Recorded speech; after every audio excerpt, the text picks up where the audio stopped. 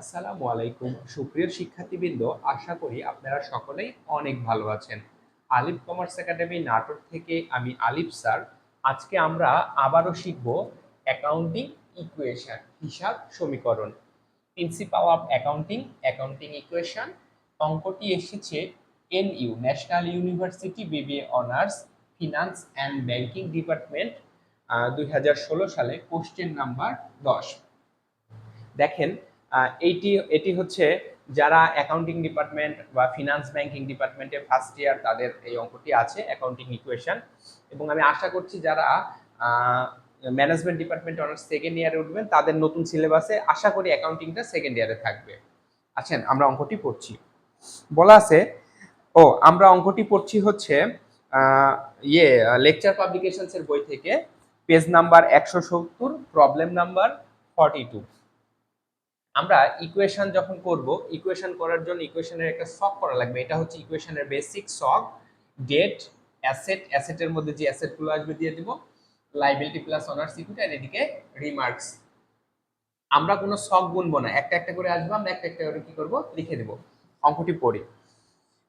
বলছে, from the following transactions prepare a tabular analysis of transaction showing effect on accounting equation। অর্থাৎ এই transactions মানে লেনদেন, লেনদেনগুলো থেকে আমাদের কি করতে হবে, অ্যাকাউন্টিং ইকুয়েশন করে দেখাতে হবে, তাই না? এক কথায় বলছে। এখন এই অঙ্কের কোনো নাম নাই, এই জন্য আমরাও লিখছি কি, tabular analysis of transaction for the month of June. June মাসের জন্য ট্যাবুলার অ্যানালাইসিস। আমরা একটু প্রথমটা পড়ছি। প্রথমটা আছে জুন 1। কত আছে প্রথমটা? জুন 1। জুন 1-এ বলছে স্টার্টেড বিজনেস, মানে ব্যবসা শুরু করা হয়েছে। ব্রিঙ্গিং মানে আনয়ন করা, বা এনেছিল ক্যাশ টাকা 1 লাখ, ইনভেন্টরি, ইনভেন্টরি মানে মজুত পণ্য, টাকা 2 লাখ, ফার্নিচার আসবাবপত্র 1 লাখ, অ্যান্ড ইকুইপমেন্ট টাকা 1 লাখ। ইকুইপমেন্ট মানে কি, সরঞ্জামাদি। এগুলো প্রত্যেকটাই সম্পদ, প্রত্যেকটা সম্পদের জন্য এক একটি করে কলাম হবে। প্রথমে কি, ক্যাশ। দেখেন, ক্যাশ আনছে কত টাকা, 1 লাখ। ক্যাশের পরে কি আনছে, ইনভেন্টরি। ইনভেন্টরি বলতে এখানে মজুত পণ্য বোঝায়, হ্যাঁ। ইনভেন্টরি, ইনভেন্টরি আনছে হচ্ছে কত টাকা, 2 লাখ টাকা। এরপরে দেখেন, ফার্নিচার,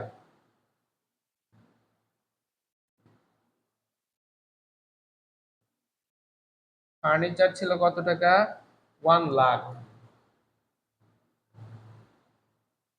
এরপরে ছিল ইকুইপমেন্ট, ইকুইপমেন্ট ছিল কত টাকা, 1 লাখ টাকা। তার মানে ক্যাশ একটা সম্পদ, এই যে অ্যাসেট লিখে দিছি। ইনভেন্টরি মজুত পণ্য, মজুত পণ্য আমাদের জন্য কি একটা সম্পদ।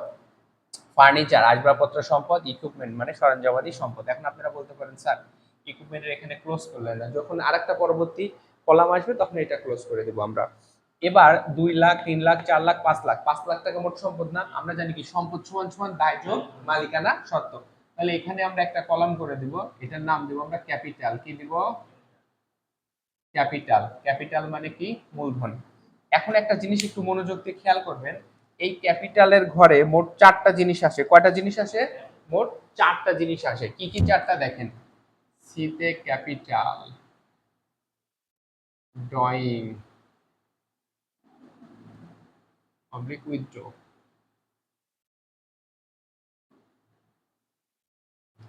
তারপরে আসবে হচ্ছে এক্সপেন্সেস,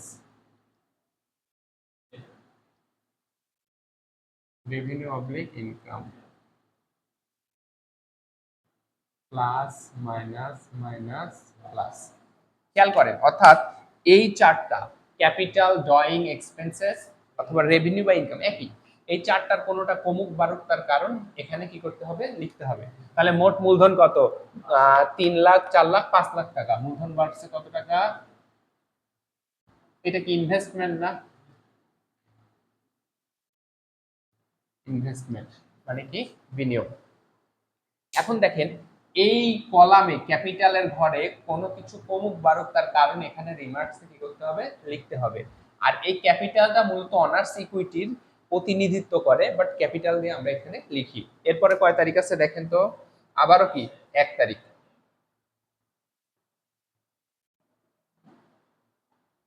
1 তারিখে আবারও কি বলছে দেখেন, হচ্ছে 3 মান্থ রেন্ট, রেন্ট মানে কি ভাড়া, 3 মাসের ভাড়া, টাকা 15,000 were paid in advance. Advance মানে কি অগ্রিম, অগ্রিম ভাড়া দেওয়া হয়েছে 3 মাসের।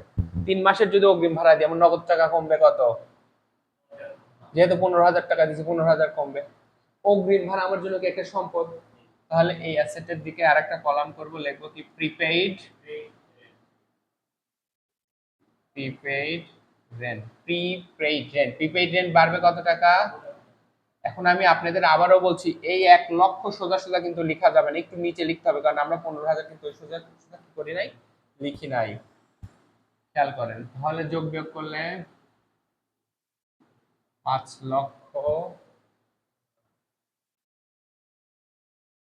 15,000, 1 লাখ, 1 লাখ, 2 লাখ। এখানে 1 লাখ থেকে 15,000 বাদ দিলে কত হচ্ছে, 85,000। এরপরে কয় তারিখ আছে দেখেন তো, এরপরে আছে 11 তারিখ। 11 তারিখে বলছে পারচেস অফ গুডস, গুডস মানে কি পণ্য, অন অ্যাকাউন্ট, অন অ্যাকাউন্ট মানে কি ধারে বা বাকিতে। Purchase of goods on account টাকা 2 লাখ, অর্থাৎ ধারে পণ্য কিনেছি কত টাকার, 2 লাখ টাকার। আচ্ছা দেখেন, যেহেতু মজুদ পণ্য নামে একটা ঘর করছি আমরা, তার মানে এটা বুঝতে হবে পারপিউচাল ইনভেন্টরি সিস্টেমে আমরা অঙ্কটি করছি। তাহলে মজুদ পণ্য বাড়বে কত টাকা, কত টাকার কিনছি, 2 লাখ, তাহলে মজুদ পণ্য বাড়বে 2 লাখ টাকা। অন অ্যাকাউন্ট মানে ধারে বা বাকিতে, আমাদের কাছে কেউ যদি টাকা পায় সেটা কি বলে, অ্যাকাউন্টস পেয়েবল। অ্যাকাউন্টস পেয়েবল বাড়বে কত, এই 5 লাখ সোজা সোজা কিন্তু লিখবা না, একটু নিচে কিন্তু লিখছি। আর হ্যাঁ অবশ্যই কোশ্চেন করো।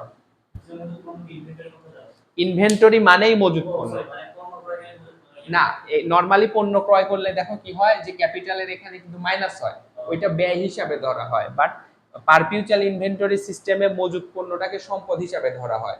যেহেতু সম্পদ হিসাবে ধরা হয়, সেহেতু পণ্য বা এই যে মজুদ পণ্য বৃদ্ধি করে দেওয়া হয়। ঠিক আছে, 85,000, এখানে 4 লাখ, 1 লাখ, 1 লাখ, এখানে 15,000 ইকুয়াল টু 2 লাখ, এখানে 5 লাখ। আচ্ছা, 11-র পর কয় তারিখ আছে, 15। দেখো 15 তারিখে কি বলছে, 15 তারিখে বলছে সোল্ড, সেলস এর পাস্ট ফর্ম কি, সোল্ড। গুডস, গুডস মানে পণ্য, ফর ক্যাশ টাকা 1 লাখ, মানে 1 লাখ টাকা নগদে কি পণ্য বিক্রি করেছি। কস্ট টাকা 80,000, যেটার খরচ বা ব্যয় হয়েছে কত টাকা, 80,000 টাকা। তাহলে 1 লাখ টাকার পণ্য বিক্রি করলে নগদ টাকা বাড়বে কত, 1 লাখ। এটা বিক্রি করলে কি আয় হয় না, তাহলে এখানে লিখবো কি সেলস। দেখো এটা একবারেও করে দেওয়া যাবে, একটু ভেঙে ভেঙে দেখা দিচ্ছি তোমাদের। ক্যাশ বাড়লো 1 লাখ, আর ক্যাপিটাল বাড়লো 1 লাখ, কিন্তু আমার পণ্য গেছে কত টাকার, 80,000। তাহলে পণ্য কমাবো কত, 80,000 টাকা, এটা একটা ব্যয়। তাহলে এখানেও কমাবো কত, 80,000। লিখবো কি cost of, cost of good sold, মানে বিক্রিত পণ্যের ব্যয়। কিছু কিছু বইতে বা তোমরা বিভিন্ন জায়গাতে দেখতে পাবা কি এখানে সরাসরি 20,000 লেখা আছে। 1 লাখ থেকে 80,000 বাদ দিলে তো 20,000ই হয়, মানে তুমি যেভাবে লিখবা সেভাবেই হবে। 1,85,000, এখানে কত হচ্ছে 3,20,000, এখানে 1 লাখ, 1 লাখ, এখানে কত 15,000, তাই না, ইকুয়াল টু 2 লাখ। এখানে হচ্ছে 5,20,000, 5 লক্ষর সাথে 1 লক্ষ যোগ করলে 6 লাখ, 6 লাখ থেকে 80,000 বাদ দিলে 5,20,000। 15-র পর কয় তারিখ আছে, 18। 18 তারিখে দেখো কি বলছে, পেইড টাকা 1,80,000, পেইড টাকা 1,80,000 in full settlement. Full settlement মানে পূর্ণ নিষ্পত্তি। For transaction of June 11, for transaction of June 11, এই যে জুন 11 মানে জুনের 11 তারিখে আমি 2 লাখ টাকার পণ্য কি যে বাকিতে কিনছিলাম না, বলছি 1,80,000 টাকা দিয়ে পূর্ণ নিষ্পত্তি করেছি। পূর্ণ নিষ্পত্তি মানে ওই লেনদেনটা ওখানেই শেষ। এরকম হয় না যে তুমি কারোর কাছে 500, দেখো 520 টাকা পাবে, তোমাকে 500 টাকা দিয়ে বললো ভাই আর দিতে পারবো না, এটা কেটে দেন, তখন এটা পূর্ণ নিষ্পত্তি। আর পূর্ণ নিষ্পত্তি না বললে 20,000 এখনো জেড থেকেই যাবে। তাহলে খেয়াল করেন আমি ক্যাশ দিচ্ছি কত টাকা, 1,80,000, ক্যাশ কমবে 1,80,000, বাট আমার অ্যাকাউন্টস পেবল কমবে কত, 2 লাখই কমবে। অ্যাকাউন্টস পেবল কিন্তু 2 লাখই কমবে। আর 20,000 টাকা আমি ডিসকাউন্ট পাইছি না। কিছু কিছু বইতে দেখবা ইনভেন্টরির এখানে 20,000 কি করে ওরা মাইনাস করে। আবার কিছু কিছু যেখানে ডিসকাউন্ট এটা আমি পেয়েছি আমার জন্য কি আয় হয়েছে না, এইখানেও কি 20,000 এখানে লিখতে হবে, ডিসকাউন্ট লিখতে পারো, আয় হয়েছে না এটা আমার জন্য। আয় মানে কি আমি আমার কম পাইছি বা ছাড় পাইছি না, তাহলে এখানে কত 5,000 টাকা, তাই না? 5,000, এখানে 3,00,000, 1,00,000, 1,00,000, 15,000, এখানে তো কিছুই থাকছে না, এখানে কত 20,000, 5,40,000। এরপরে কয় তারিখ আছে দেখো, 20 তারিখে কি বলছে আমরা একটু দেখি। 20 তারিখে বলছে সেল অফ গুডস মানে পণ্য বিক্রয় করেছি, অন ক্রেডিট, অন ক্রেডিট মানে কি ধারে বা বাকিতে, টাকা 2 লাখ, কস্ট টাকা 1,50,000, অর্থাৎ বাকিতে বিক্রি করছে 2 লাখ। এই বাকিতে বিক্রি করলে কি আমি টাকা পাবো না? আমি টাকা পেলে কি অ্যাকাউন্টস রিসিভেবল, অ্যাকাউন্ট রিসিভেবল বাড়বে কত টাকা, 2 লাখ টাকা। বিক্রি করছি না, তাহলে এখানেও বাড়াবো কত, 2 লাখ। লিখবো কি সেলস। আর পণ্য গেছে কত টাকার আমার, 1.5 লাখ, তাহলে পণ্য কমাবো কত,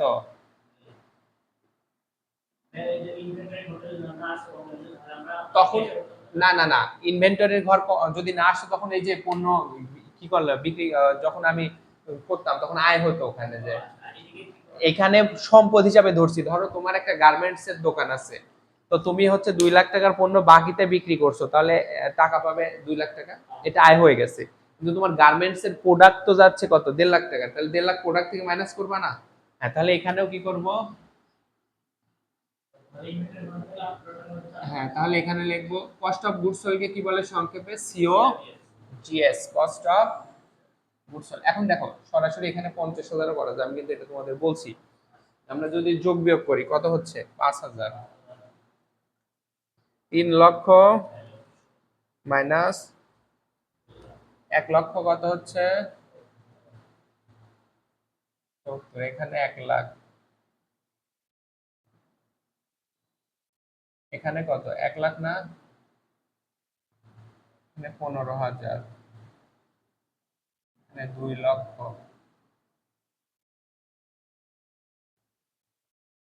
এখানে তো কিছুই নাই। এখানে দেখো 5,40,000 এর সাথে যদি তোমরা কি করো 2 লাখ যোগ করবে আর 1.5 লাখ, তারপর 50,000 প্লাস হচ্ছে, তাই না?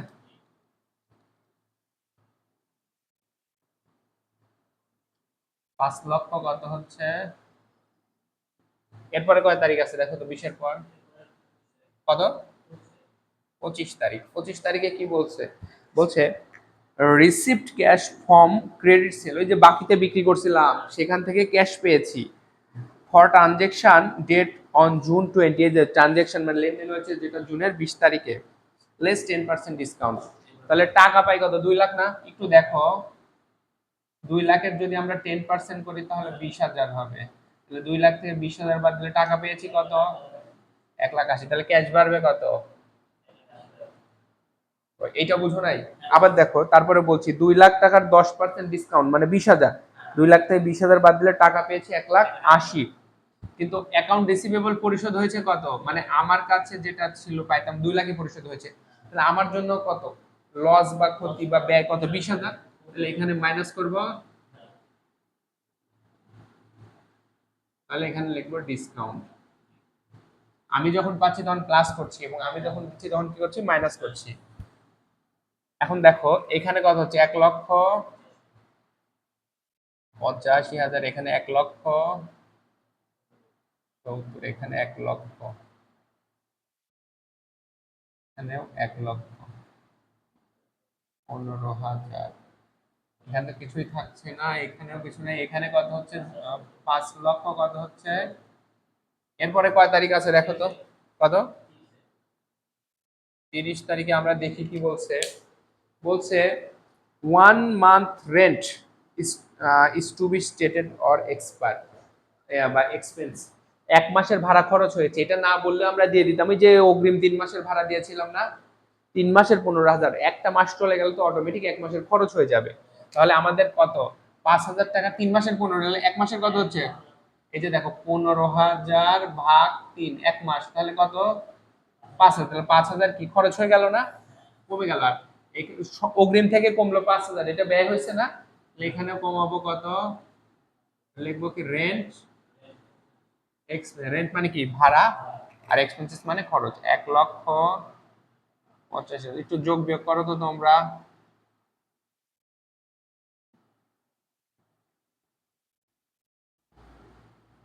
এখানে হচ্ছে 10,000, এখানে কিছুই নাই,